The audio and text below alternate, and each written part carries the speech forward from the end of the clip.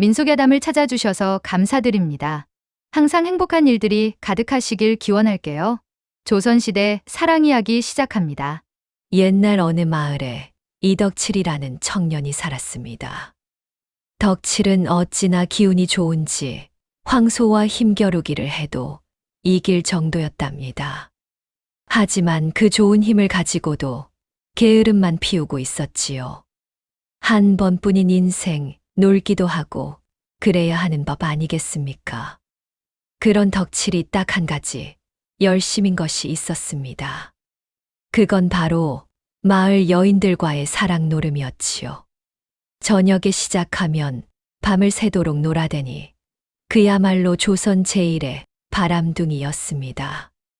하여 덕칠이와 하루만 놀아도 여인들은 놀라 자빠졌답니다. 이놈 덕칠아, 언제까지 이 꼴로 살 셈이냐? 그래도 장가는 가야 하지 않겠느냐? 아버지, 그런 소리 마십시오. 여인들이 저만 보면 겁을 먹습니다.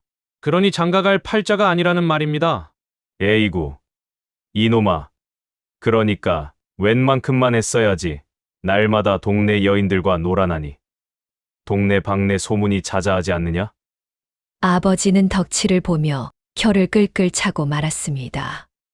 이러다 아들이 장가도 못 갈 테니 아버지의 속은 까맣게 타들어갔지요. 마침내 아버지가 이를 악물고 말했습니다. 이대로 뒀다간 아들이 노총각으로 늙겠다. 덕칠아, 이놈, 이참에 큰 고을로 나가보거라. 물이 다르면 내 짝도 있지 않겠느냐? 근데 간들 뭐가 있다고 색시가 오겠습니까? 가진 게 두 쪽뿐인데요. 그러니 하는 말이다. 여기서는 소문이 다 퍼져서 누가 내 상대를 하겠느냐? 큰 고을에서 한몫 잡고 색시도 하나 잡아보란 말이다. 아버지의 말에 덕칠은 어쩔 수 없이 자리를 털고 일어났습니다. 덕칠아, 가다가 이거라도 챙겨 먹거라. 아버지는 부엌살을 박박 긁어서 주먹밥 2덩이를 덕칠에게 내주었습니다. 덕칠은 그걸 받아들고 아버지께 큰절을 넙죽 올렸지요. 그럼 소자, 다녀오겠습니다. 어머니 잘 챙기시고 몸 조심하세요. 덕칠은 허리춤에 주먹밥을 차고 기세 좋게 집을 나섰습니다. 그리고 며칠을 걸어 덕칠은 드디어 부산포에 다다랐지요.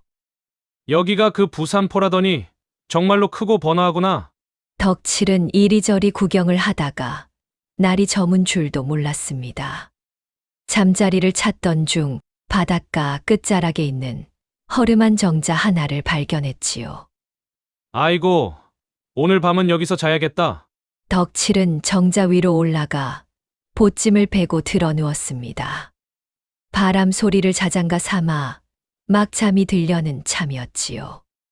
그런데 그때 정자 아래에서 남녀의 대화 소리가 들려왔습니다.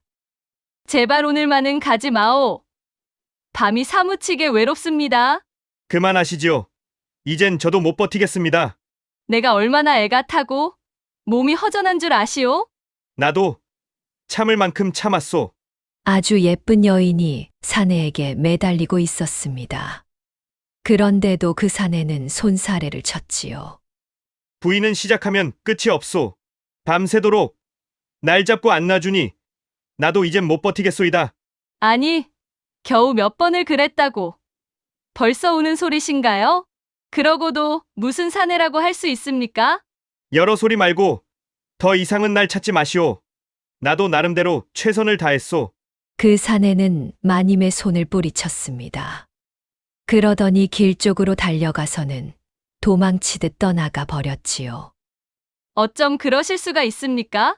마님은 그대로 주저앉아 눈물을 떨구었습니다. 아름다운 여인이 우는 모습이 덕칠의 마음을 아프게 하였지요. 하여 덕칠은 벌떡 일어나 정자 아래로 성큼 내려왔지요. 부인, 그렇게까지 원하신다면 제가 도와드릴 수 있습니다. 뭐라고? 자네, 지금 무슨 헛소리를 하는 게냐? 우연히 듣게 됐습니다. 그 양반은 약골이었나 본데 저는 아닙니다. 마님은 덕칠을 머리부터 발끝까지 훑어보았습니다. 비록 차림새는 남루했지만 기골이 당당했지요. 자네 말이 참 당돌하구나. 시골뜨기 하나가 허풍을 떠는 게 아닌가? 입만 놀리는 사내는 아닙니다. 제가 지나간 여자들은 다시는 제 앞에 못 섭니다. 감당을 못해서 말이죠. 그것이 정말이냐?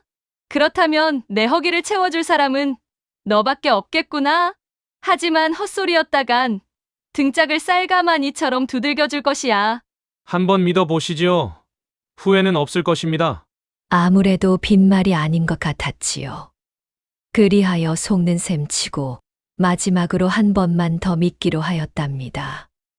아침 햇살에 눈을 뜬 덕칠은 상쾌한 바람을 맞으며 밖으로 나왔습니다. 기와집 마당 한편에선 나이 지긋한 머슴 하나가 천 뭉치를 짊어지고 왔다 갔다 하고 있었지요. 안녕하십니까? 처음 뵙겠습니다. 어이쿠, 넌 또 누구야? 오늘부터 이 집에서 일하게 된 이덕칠이라 합니다. 머슴 만복은 덕칠을 머리끝부터 발끝까지 훑어보았습니다. 누가 널 이 집에서 일하라고 했단 말이냐? 마님이요. 어젯밤 늦게 마님이 데려오셨습니다. 만복은 말없이 덕칠을 째려보더니 고개를 절레절레 흔들었습니다. 에잉, 이번엔 또 며칠이나 버티려나? 그는 뒤돌아서더니 중얼거리며 가버렸지요. 그때 마침 여종 하나가 생선이 든 광주리를 안고 들어오고 있었습니다. 여종의 이름은 정이, 얼굴이 갸름하고 코가 오똑했으며 입술은 앵두 같은 고운 처녀였답니다. 당신이 덕칠입니까? 그렇습니다만 날 따라오시지요. 덕칠은 그녀를 따라 부엌으로 들어섰지요. 저기 밥상 차려놨어요. 알아서 챙겨 드세요. 고맙습니다. 그런데 마님은 지금 어디 계십니까? 그걸 왜 물으시나요? 정희는 조금은 따가운 말투로 되물었습니다. 오늘부터 일하게 됐으니까 그렇지요. 무슨 일을 하면 되는지 여쭤봐야 할 것 아니겠습니까? 그러자 정희는 덕칠을 빤히 바라보았지요. 다른 일 하러 온 게 아니신가요? 그거 외엔 새 머슴을 부를 이유가 없지요. 정희의 말에 덕칠은 속이 싸늘해졌습니다. 아무래도 마님이 사내를 들인 것이 이번이 첫 번째가 아닌 것 같았지요. 그럼 지금 마님은 집에 안 계십니까? 저녁에나 돌아오시지요. 늘 낮에는 밖에 나가 계신 것입니까? 정말 아무것도 모르고 오셨군요. 마님은 부산포에서 큰 포목점을 운영하십니다. 이 고을의 비단과 무명 절반이 저희 마님 손을 거치지요. 해서 낮에는 늘 포목점에 계셔요. 정희의 말투는 퉁명스러웠지요. 그래도 묻는 말은 빠짐없이 대답해 주었습니다. 그렇군요. 일단 밥은 고맙게 잘 먹겠습니다. 덕칠은 부엌에 쪼그리고 앉아서 허겁지겁 먹기 시작했습니다. 그 사이 정희는 우물가에 앉아 생선을 다듬고 있었습니다. 머리를 떼어내고 비늘을 벗겨내는 모습이 능숙했습니다. 정희는 말은 퉁명스러웠지만 하는 일에는 허투루 넘기는 법이 없었습니다. 손놀림은 거침없고 눈빛은 흐트러짐이 없었지요. 똑 부러진 그녀의 태도에 덕칠은 묘한 끌림을 느꼈습니다. 밥을 먹은 덕칠은 뒷마당으로 나갔지요. 마침 만복이 배틀감을 정리하고 있어서 그 일을 거들려 했습니다. 밥도 먹었으니 저도 몸 좀 써야겠습니다. 거슬리니까 저리 가시게. 덕칠이 멈칫하며 물었습니다. 왜 그러십니까? 내 얼굴에 뭐 묻었습니까? 자네에겐 자네 할 일이 따로 있네. 이건 내 일이니 신경 끄고 들어가 보시게. 머슴까지 퉁명스러우니 덕칠은 도무지 이해가 되지 않았습니다. 다들 왜 나한테 이리도 퉁명스럽지? 내가 뭐 잘못했나? 만복은 한심하다는 듯 덕칠을 잠시 쳐다보다 말했습니다. 뭐, 있는 동안이나 편히 있다 가시게. 얼마나 버틸지 모르겠지만. 그게 무슨 말입니까? 속 시원히 말씀 좀 해주시죠. 덕칠이 거듭 묻자 만복은 배틀감을 내려놓고 털썩 앉았습니다. 이리 앉게. 덕칠도 조용히 그의 앞에 앉았습니다. 자네 같은 사람들 여태 몇이나 다녀갔네. 근데 열흘을 넘긴 사람이 없었지. 왜 열흘을 못 넘겼습니까? 마님을 감당 못해서지. 덕칠은 눈을 가늘게 뜨고 물었습니다. 마님이 그렇게 대단한 분입니까? 글쎄, 나야 기회조차 없었으니 모르지. 하지만 마님은 웬만한 사내론 시원찮다 하시더군. 하루 만에 쫓겨나는 경우도 허다했지. 그래서 다들 나를 곱게 안 본 거였군요. 떠날 사람이라 여긴 것이지. 그렇지. 정들면 뭐 하겠나? 금세 갈 사람인데. 뭐 들어보니 그럴 만도 하군요. 그런데 저 정의에 대해 좀 여쭤봐도 되겠습니까? 자네가 어쩌다 정의를 묻는 건가? 그냥 궁금해서요. 본래 어디서 왔고 언제부터 이 집에서 일했는지요? 만복은 고개를 살짝 저었지요. 자네는 마님 손에 이끌려 들어온 사람이야. 정의에 대한 관심은 접는 게 좋을 걸세. 괜한 소문 돌아서 마님 귀에 들어가 보게. 자네도 정의에게도 좋을 게 없네. 덕칠은 입을 다물었습니다. 그 말이 빈말이 아니라는 걸 눈치챌 수 있었지요. 마님이 정의를 질투하게 된다면 그 끝이 어떨지는 불 보듯 뻔했습니다. 알겠습니다. 조심은 하겠지만 그래도 정의에 대해 아는 대로만 좀 알려주시지요. 덕칠이 거듭 묻자 만복은 마지못해 입을 열었습니다. 정의는 이 근처 마을 출신이네. 아버지가 농사짓던 분이었는데 몇 해 전 큰 병을 얻어 돌아가셨지. 그 후로 어머니마저 몸져 놓으셨다네. 저런, 그리도 안타까운 일이. 그래서 어린 나이에 일을 시작했네. 지금도 집엔 병든 어머니가 계셔서 매일같이 약값 벌기에 바쁘지. 그래서 정의가 여종살이를 하는 것이군요. 그렇지. 시집갈 나이에도 혼사고 뭐고 다 접고 어머니 병고안을 해야 하니 안 됐지.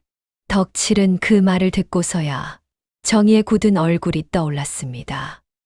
그녀가 왜 그렇게 말이 없는지 조금은 이해가 됐습니다.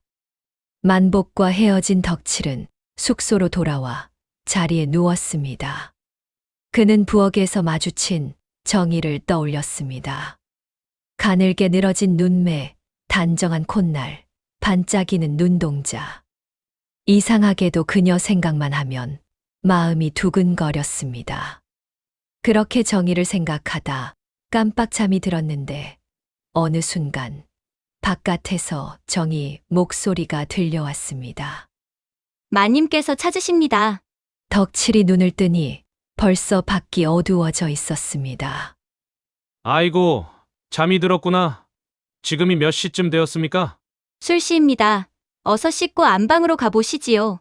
정의는 돌아가고 덕칠은 우물가로 가서 물을 떠 깨끗이 씻었습니다. 그리고 마님의 안방으로 향했습니다. 찾으셨습니까? 그래, 들어오너라. 덕칠은 안방문을 열고 들어갔습니다. 방 안에는 포목점에서 가져온 듯한 비단과 무명이 어지럽게 놓여 있었습니다. 그 한가운데 마님은 다소곳이 앉아 덕칠을 바라보고 있었지요. 어서 와라. 이리 가까이 앉거라. 덕칠은 조심스레 다가가 마님 옆에 앉았습니다. 방은 괜찮더냐? 푹신한 요가 깔려 있어 아주 편히 쉬었습니다. 좋다. 오늘 밤 정자에서 큰 소리 친 실력을 보여줘야 할 게다. 맡겨 두시지요. 후회는 없을 것입니다. 안방에 불이 꺼지고 마님과 덕칠은 함께 했답니다. 정희는 조용히 자기 처소로 들어갔습니다. 정희는 조용히 바늘과 천을 꺼내 자수를 놓기 시작했습니다. 병든 어머니 약값을 벌기 위해 그녀는 밤마다 일을 했습니다. 손재주가 좋아 맡긴 자수는 평이 좋았지요. 그런데 새벽 갑자기 코피가 쏟아졌습니다. 그 바람에 피가 번져 밤새워 놓은 수는 못 쓰게 되었지요. 아이고, 이걸 어째? 내일까지 줘야 하는 건데. 정희는 코를 막고 다시 술을 놓기 시작했습니다. 한참 지나 새벽 닭이 울자 바늘을 내려놓고 자리에서 일어났답니다. 부엌으로 간 정희는 쌀을 씻고 솥에 올렸지요. 아궁이에 불을 지피자 금세 밥 냄새가 피어올랐습니다. 불을 살짝 줄이고 그녀는 다시 밖으로 나왔답니다.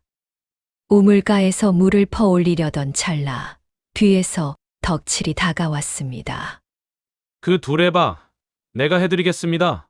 그는 두레박을 받아들더니 힘차게 물을 퍼올렸습니다. 이 항아리에 채우면 되겠습니까? 정희는 말없이 고개만 끄덕이고 부엌으로 돌아갔답니다. 정희는 찬을 만들고 국을 끓였지요. 그러다 찬을 밥상에 들던 중 순간 어지러워 밥상을 떨어뜨렸습니다. 그릇이 깨지며 소리가 났고 덕칠이 부엌으로 달려왔답니다. 괜찮으십니까? 그는 정희를 부축했습니다. 괜찮아요. 잠깐 어지러웠을 뿐이에요. 아닌 것 같습니다. 얼굴이 창백하고 눈빛도 흐릿합니다. 여기 앉아 잠깐 쉬십시오. 덕칠은 짚을 깔고 정희를 앉혔답니다. 그리고 흩어진 그릇과 찬을 치우기 시작했지요. 그냥 두세요. 괜찮아지면 제가 하겠어요. 하지만 덕칠은 묵묵히 바닥을 치우고 남은 상도 챙겼습니다. 정희는 일어나려 했으나 며칠째 제대로 쉬지 못한 몸은 버텨내지 못했답니다. 그렇게 덕칠은 마님의 아침상을 모두 준비했답니다. 마님의 밥상까지 직접 들여다 놓았지요. 덕칠은 안방에서 밥상을 가져와 설거지까지 마쳤답니다. 아침 일과는 큰 탈 없이 끝났습니다. 그때까지도 정희는 머리가 아프고 어지러워 일어나지 못하고 있었지요. 일을 마친 덕칠은 정희를 조심히 안아들었습니다. 덕칠은 정희를 방에 눕히고 이불을 덮어 주었답니다. 여기 누워서 좀 쉬십시오. 방 안에는 자수틀과 실뭉치가 놓여 있었습니다. 밤새 자수 놓으신 겁니까? 대답이 없어 돌아보니 정희는 이미 잠든 상태였습니다. 덕칠은 피식 웃고는 조용히 문을 닫고 나왔지요. 덕칠은 정희가 하려던 일을 챙겨가며 이것저것 정리했답니다. 그렇게 하루를 정리하고 자기 방으로 돌아와 누웠습니다. 생각이 많았지만 곧 잠에 들었답니다. 정희는 해질녘이 되어서야 눈을 떴습니다. 몸이 한결 가벼웠고 어지럼도 사라져 있었지요. 문을 열고 나오던 정희는 마당을 보고 깜짝 놀랐습니다. 며칠째 밀려있던 빨랫감이 모두 널려 있었지요. 줄에 걸린 천을 만져보니 뽀송하게 잘 말라 있었답니다. 정희는 조용히 빨래를 걷어 개기 시작했답니다. 손놀림은 가볍고 정갈했습니다. 모두 정리한 뒤 정희는 부엌으로 향했지요. 부엌에 들어서자 정희는 또 한 번 놀랐답니다. 바닥이며 찬장, 조리도구까지 말끔하게 정돈되어 있었지요. 아궁이 재도 깨끗이 치워져 있었습니다. 부엌간이 환하게 빛날 만큼 정리가 잘 되어 있었답니다. 그 광경에 정희는 저도 모르게 미소를 지었지요. 한편 장사일을 마무리하던 마님은 포목점 가게의 물건들을 창고로 옮기게 하고 장부를 정리하고 있었습니다. 부산포에서 제법 이름난 포목점을 운영하는 마님이었지요. 그때 옆 가게 주인인 김씨 과부가 슬쩍 안으로 들어왔습니다. 이거 이번에도 새로 사내를 들였다고? 어휴, 부산포의 소문 안새는 구석이 있긴 한가 몰라? 내가 모르면 그게 소문이겠어? 그런데 어떤 놈이길래 이번엔 너 혼자씩 웃고 다녀? 마님은 의자에 앉아 엉덩이를 비틀며 한숨을 내쉬었습니다. 말도 마라. 아직도 욱신거려. 설마 또 시시한 놈 데려다 헛물만 켠 거 아니야? 아니야? 이번엔 진짜야. 그런 놈은 처음 봤어. 하여간 내가 다 못 버티겠더라니까. 오, 이젠 진짜 물건 하나 건졌구먼. 근데 혼자만 품고 있으려는 건 좀 치사한 거 아니냐? 이놈은 달라. 얘는 내가 꽉 붙잡고 있을 거야. 너랑 나랑 몇 년 사이인데 그걸 나눌 수 없다는 거야? 남편도 아니고. 그래서 더 안 되는 거야. 얘만은 내가 욕심 내려니까. 김 씨는 인상을 찌푸리고 몸을 휙 돌렸습니다. 그렇게 나올 줄 알았다. 잘들 해보시지. 마님은 시큰둥하게 어깨를 으쓱하더니 일꾼들에게 문단속을 시키고 집으로 향했습니다. 마님은 집에 돌아와 옷을 갈아입고 자리에 누웠습니다. 밤이 조용해지자 어젯밤 일이 자꾸 떠올랐습니다. 그런 느낌 처음이었지. 허풍만 치던 게 아니라 진짜 저런 놈도 있는 거였구나. 이놈, 신분만 좀 괜찮았으면 내가 그냥 데리고 살았을 텐데. 아직도 허리가 뻐근했지만 마님의 얼굴엔 은은한 미소가 번졌습니다. 그렇게 마님은 덕칠 생각을 하며 기분 좋게 잠에 들었답니다. 다음 날 정희는 아침 일을 마치고 장터로 향했지요. 병든 어머니 생각에 발걸음이 바빴답니다. 익숙한 채소 가게 앞에 도착하자 상점 아주머니가 반갑게 맞았습니다. 정이 왔구나. 오늘은 무엇을 찾니? 어머니에게 죽이라도 끓여 드시게 하려고요. 감자랑 나물 좀 주시겠어요? 에휴, 내 사정 내가 알지? 아주머니는 고개를 끄덕이더니 찬거리를 더 얹어 주었습니다. 이거 너무 많이 주시는 거 아니에요? 내 자식 같아서 그러는 거다. 걱정 말고 가져가. 잘 드시게 하고. 고맙습니다. 아주머니, 꼭 갚을게요. 정희는 고개 숙여 인사하고 바삐 걸음을 옮겼습니다. 집에 도착하자 어머니는 방 안에서 기침을 하고 계셨습니다.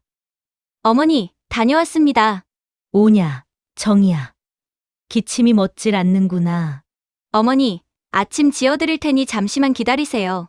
정희는 솥에 물을 올리고 아주머니가 준 재료들을 정성껏 다듬었습니다. 나물은 들기름에 볶아내고 감자는 푹 익혀 국을 끓였습니다. 정희는 밥상에 음식을 올려 어머니 앞에 놓았습니다. 오늘은 약방에 다녀올게요. 약을 지어와야겠어요. 아이고, 그 돈이 어디 있다고. 그냥 참아야지. 안 됩니다. 제가 품삯을 모아뒀으니 걱정 마세요. 해가 기울 무렵 정희는 상을 치우고 옷을 갈아입었습니다. 그리고 다시 마님의 집으로 향했답니다. 부엌에 도착한 정희는 조용히 문을 열고 들어갔지요. 그때 마님이 부르는 소리가 들려왔습니다. 정이야, 밥 좀 다오. 네, 마님. 정희는 밥과 국을 덜어 마님의 밥상을 챙겨 들었습니다. 마님은 허기가 졌는지 조용히 밥을 먹었습니다. 정이야, 상 치우면서 덕칠이 보고 내 방으로 오라 해라. 네, 마님. 정희는 상을 들고 조용히 방을 나왔습니다. 정희는 덕칠에게 가야 했지만 발이 떨어지지 않았답니다.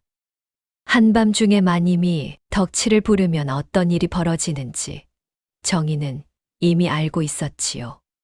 그래서 더더욱 그를 부르기 싫었습니다. 덕칠이 안방에 들어가는 것이 왜 이리도 꺼림칙한지 스스로도 알 수 없었답니다. 정이야, 덕칠이 불렀느냐? 네, 마님 지금 갑니다. 망설이는 사이 마님은 다시 소리쳤습니다. 정희는 할 수 없이 덕칠의 방 쪽으로 걸음을 옮겼답니다. 하지만 방 앞에 도착하고도 정희는 말을 꺼내지 못한 채 서 있었지요. 잠시 뒤 마님이 직접 나와 덕칠의 방 앞으로 왔답니다. 그리고 그 앞에 멍하니 서 있는 정희를 보았습니다. 아니, 심부름을 시킨 지 언제인데 아직도 서 있느냐? 마님의 목소리에 정희는 흠칫 놀랐습니다. 죄송합니다요. 마님. 가서 내일이나 하거라. 정희는 부엌으로 달려갔지요. 마님은 덕칠을 깨워 안방으로 데려갔습니다. 잠시 후 안방에 불이 꺼지고 마님의 소리가 조용한 집안을 울렸습니다. 그 소리는 부엌까지 고스란히 들려왔지요. 정희는 두 손으로 귀를 막았답니다. 평소에는 흘려들었지만 오늘따라 그 소리는 너무도 괴로웠답니다. 정희는 귀를 막고 웅크린 채 부엌 바닥에 앉아 있었지요. 허나 차오르는 가슴앓이에 견디지 못하고 대문을 박차고 나갔습니다. 정희는 무작정 마을 끝까지 어둠 속을 헤매듯 걸었답니다. 어느새 멈춰선 곳에서 그녀는 눈을 감았답니다.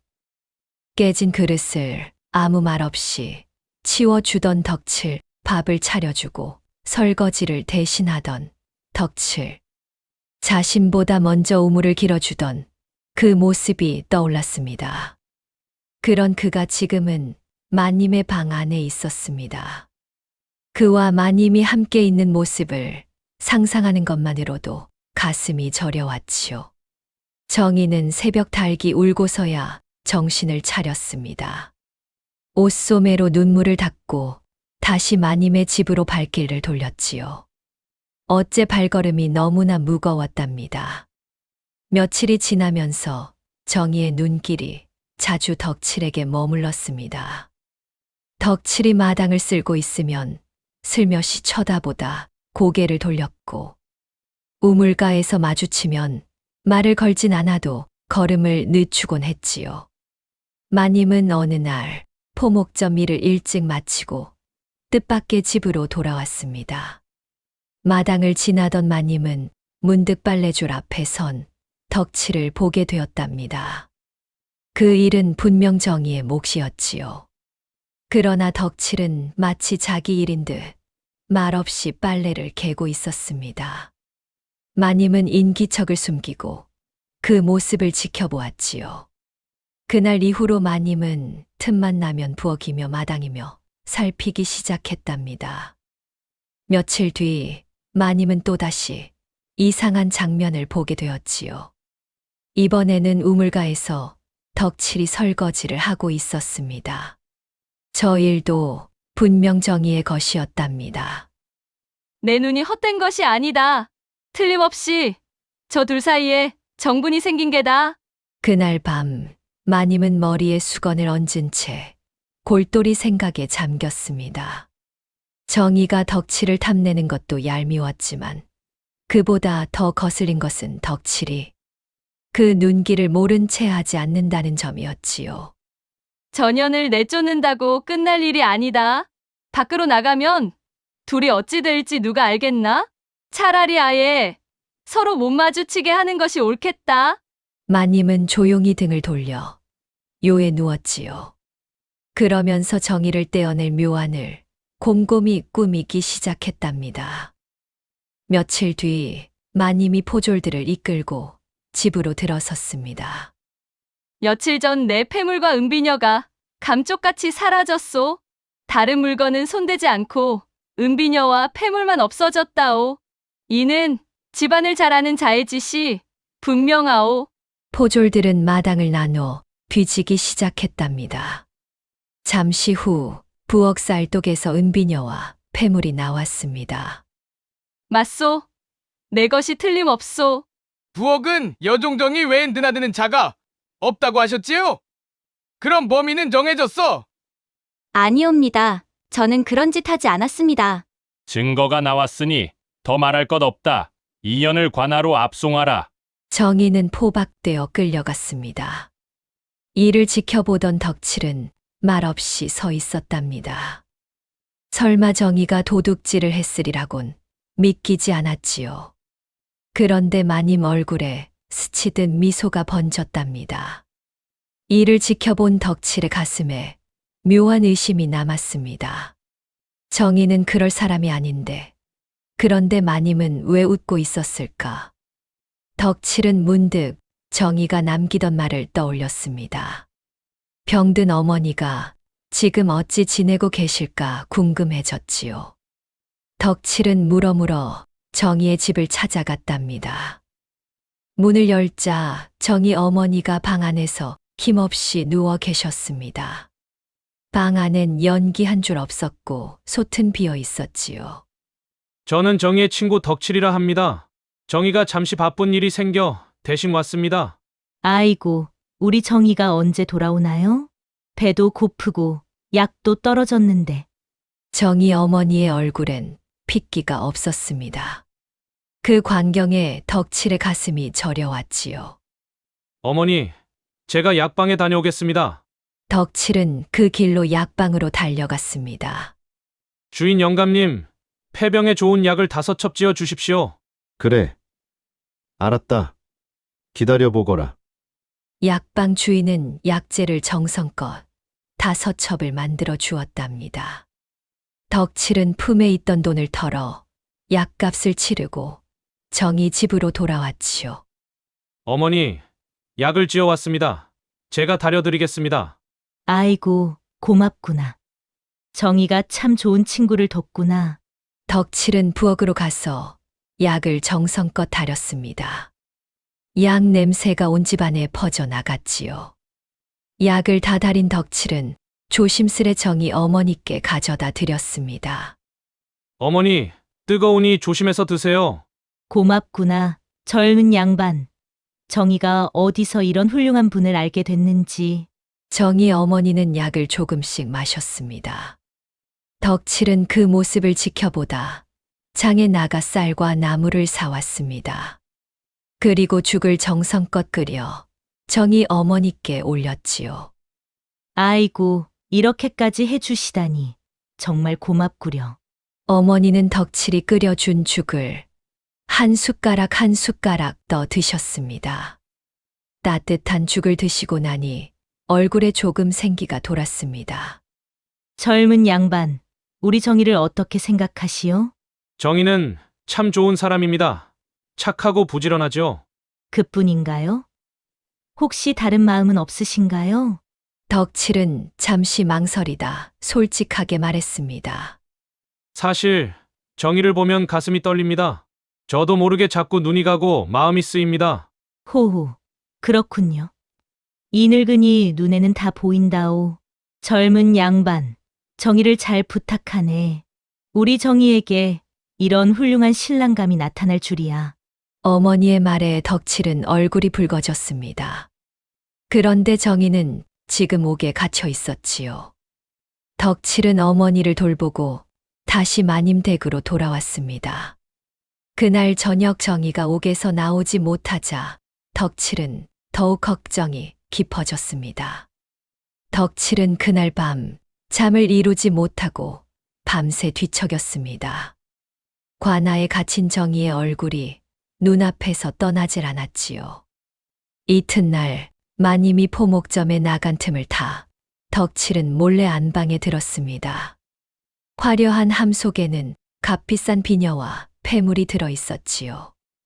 덕칠은 조용히 그중 일부를 품에 넣고 나머지는 부엌에 쌀독 깊숙이 묻었습니다. 그리고 곧장과 나로 달려갔지요. 잠시 뒤 포졸들이 마님의 집으로 들이닥쳤습니다. 또 도둑이 들었단 말이오? 그렇소. 이번엔 은비녀와 폐물까지 모조리 사라졌소이다. 홍내부에서 손을 댔을 수도 있소. 반드시 살펴보시지요. 제가 보기엔 안에서 손을 탄 듯하옵니다. 포졸들이 각방을 수색하던 중 외마디 소리가 터졌습니다. 찾았소이다. 쌀독에서 은비녀와 폐물이 나왔다. 마님과 포졸들은 허둥지둥 부엌으로 달려왔습니다. 저것들은 틀림없이 내 것이요. 근데 이건 이상하군. 감옥에 갇힌 정희가 또 훔칠 수는 없지 않소. 그러니 정희는 처음부터 죄가 없었던 게 아니겠소. 그렇소. 이건 누가 일부러 뒤집어 씌운 짓이오. 여봐라. 당장 정희를 방면하라. 이 여인은 무죄요. 잠시 후 관아 문이 열리자 정희가 수척한 얼굴로 걸어 나왔습니다. 덕칠은 한 걸음에 달려가 그녀를 끌어안았습니다. 얼마나 마음고생이 심하셨소. 대체 어찌 된 일입니까? 풀려나다니 정말 꿈만 같아요. 길게 설명할 순 없어요. 당분간 집으로 돌아가 계시오. 곧 다시 찾아가겠소. 덕칠은 정희를 집에 데려다 주었지요. 정희가 집에 도착하자 어머니는 반가워하셨습니다. 정희야, 무사히 돌아왔구나. 덕칠이가 약도 지어오고 밥도 해주었단다. 어머니, 덕칠이가요? 그래, 참 훌륭한 젊은이더구나. 정희야, 저런 신랑감을 어디서 찾겠니? 어머니는 덕칠을 마음에 들어 하셨지요. 정희는 얼굴이 붉어져 고개를 숙였습니다. 덕칠은 마님 댁으로 돌아와 마님께 말씀드렸습니다. 마님, 드릴 말씀이 있습니다. 그래, 무슨 일이냐? 얼굴이 심상치 않구나? 이곳에 더는 머물 수 없을 듯 싶습니다. 무슨 소리냐? 누가 널 쫓기라도 한 것이냐? 덕칠은 잠시 말을 아끼다가 고개를 들었습니다. 사실 저는 고향에 있을 적 형편이 너무 어려워 큰 돈을 꾸었습니다. 그 빚의 이자에 이자를 물어 지금은 1,000냥이 넘었습니다. 그 빚을 갚지 않으면 온 식구들까지 들쑤셔 놓겠다고 협박을 해왔지요. 그래서 떠나려 합니다. 한양으로 가서 돈을 벌려 합니다. 마님은 한동안 말을 잇지 못하고 앉아 있더니 이내 상기된 얼굴로 말했습니다. 너는 나를 뭘로 보는 것이냐? 무엇이라뇨? 이 집에 포목점이 얼마나 큰 줄은 알지? 알고 있습니다. 비단 몇 필만 팔면 되는 일이다. 1,000냥, 아니 2,000냥이라도 내가 낼 수 있다. 그럴 수는 없습니다. 마님께 더는 폐를 끼칠 수 없습니다. 패라니, 나는 너를 그냥 데리고 논 게 아니야. 너를 품었고 마음도 줬다. 그러니 이 일이 끝나면 돌아와라. 내가 기다릴 것이니. 덕칠은 한참 마님의 눈을 마주 보다가 고개를 숙였습니다. 마님 뜻은 고맙습니다. 하지만 이건 제 목숨의 짐입니다. 이번 길은 혼자 다녀와야겠습니다. 그래, 그렇다면 이 돈을 받아라. 그녀는 장롱 안에서 돈꾸러미 하나를 꺼내 건넸습니다. 받거라. 은전 2,000냥이니라. 내가 돌아오지 못하면 내가 널 찾아갈 것이다. 덕칠은 묵묵히 그 돈을 받아들고 마님께 큰 절을 올렸습니다. 그리고 문 밖을 나섰지요. 그 뒷모습을 보며 마님은 조용히 읊조렸습니다. 이놈아, 내가 갚을 빚은 2,000냥이 아니야. 내 마음이지. 덕칠은 2,000냥이 담긴 돈꾸러미를 든 채 정희의 집으로 달려갔습니다. 집 근처에 이르자 담장 밖에서 기다리던 정희가 그를 맞이했지요. 이만하면 새로 시작하는데 충분할 것입니다. 우리 같이 고향으로 내려갑시다. 제 어머니도 함께 모시고 가도 되겠습니까? 물론이지요. 앞으로는 제가 어머님을 모시겠습니다. 어머니는 달구지에 조심스레 태워졌고 정희는 그 옆에 앉았습니다.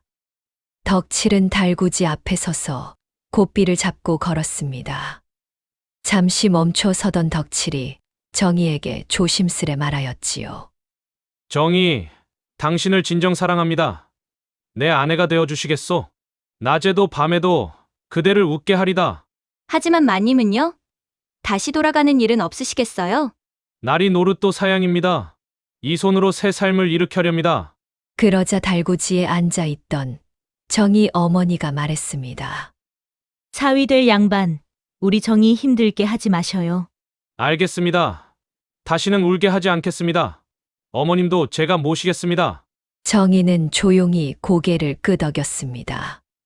그러자 덕칠의 얼굴에는 커다란 미소가 걸렸지요. 덕칠의 부치는 마당까지 나와 맨발로 달려 나왔습니다. 이놈아, 이게 얼마만이냐? 아버지, 이 아이가 제 짝입니다. 그리고 이분은 장모님이십니다. 정희는 마당 한복판에 무릎 꿇고 큰 절을 올렸습니다. 처음 뵙겠습니다, 아버님. 허허, 인사성이 바르구나. 내가 우리 집 큰 며느리라니. 반갑구나, 반가워. 며칠 후 덕칠과 정희는 마을 사람들의 축복 속에 혼례를 올렸습니다. 풍악이 울리는 동안 정희는 연지 바른 볼을 숙인 채 덕칠 옆에 앉아 있었지요. 그렇게 두 사람은 비로소 부부가 되었답니다. 부인, 한 가지만 약속해 주시오. 내 것을 보고 놀라 자빠지지 마시오. 서방님이 그리 대단하단 말이요. 약속하리다. 덕칠과 정희는 서로를 마주 보았습니다. 옷자락이 벗겨지자 덕칠의 것이 드러났습니다.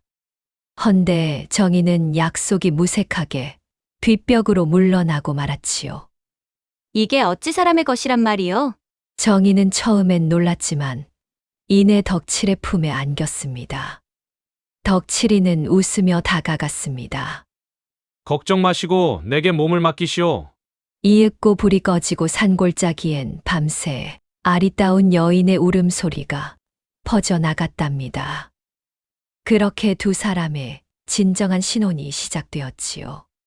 석 달 후 어느 날 낯선 사내가 마님댁 대문을 두드렸습니다. 마님, 덕칠나리가 마지막으로 남긴 말을 전하러 왔습니다. 마지막 말이라니. 그게 무슨 소리냐? 사내는 고개를 떨구고 천천히 입을 열었습니다. 덕칠나리는 한양로 가는 길에 몸을 실었습니다. 헌데 큰 산적대를 만나 일행이 모두 죽임을 당했답니다. 그리하여 돈도 사람도 다 사라졌지요. 덕칠나리도 죽고 말았습니다. 죽기 전 덕칠나리는 이런 말을 남겼습니다. 마님, 저 먼저 갑니다. 눈 감기 전까지 마님의 얼굴이 떠나질 않습니다. 그 말을 들은 마님은 그 자리에 주저앉아 땅을 치며 울었습니다. 덕칠이 그리 말했단 말이냐? 덕칠아, 내 너를 얼마나 아꼈는데? 멀찍이 숨어 그 모습을 지켜보던 덕칠은 조용히 고개를 떨궜습니다. 잠시 그의 발걸음이 머뭇거렸으나 곧 정의와의 약속이 떠올랐지요. 이제 영영 이별이 옵니다, 마님. 정의를 괴롭힌 것에 대해서는 행복하게 사는 걸로 복수를 대신하겠소. 덕칠은 그렇게 말하고는 다시 고향 마을을 향해 발길을 돌렸습니다. 그곳에는 사랑하는 아내와 장모님, 그리고 아버지가 기다리고 있었답니다. 덕칠은 부지런히 농사를 지어 빚을 모두 갚았습니다. 정희는 남편을 내조하며 어머니를 극진히 모셨습니다. 약을 정성껏 다려드리고 따뜻한 밥을 챙겨드린 덕분에 정희 어머니의 병은 차츰 나아졌답니다. 어느 날 정희 어머니는 덕칠을 불러 말씀하셨습니다. 사위, 우리 정희를 만나게 해줘서 고맙네. 자네는 참 훌륭한 신랑감이야. 우리 정희가 행복해하는 모습을 보니 이 늙은이 한이 없네. 장모님, 제가 더 감사합니다. 정의를 만나 제 인생이 달라졌습니다. 그렇게 덕칠과 정희는 행복하게 살았답니다. 옛사람들은 물수지용이라 하였습니다. 저마다 모양도 성질도 다르되 그에 맞는 쓸모가 있으니 버릴 것도 없고 함부로 깔볼 것도 없다는 말이지요. 어떤 사람, 어떤 재능이라도 그 쓰임을 잘 살피면 이롭고 복된 일이 따르게 마련입니다. 우리도 이 교훈을 되새겨 어떤 재주도 알아보고 귀히 여기며 진심으로 사랑하는 이를 만나야 하겠습니다. 오늘의 이야기는 여기까지입니다. 끝까지 시청해 주셔서 감사합니다. 오늘의 이야기가 재미있으셨다면 구독과 좋아요 꼭 눌러주세요. 그럼 오늘도 행복하고 즐거운 시간 되세요.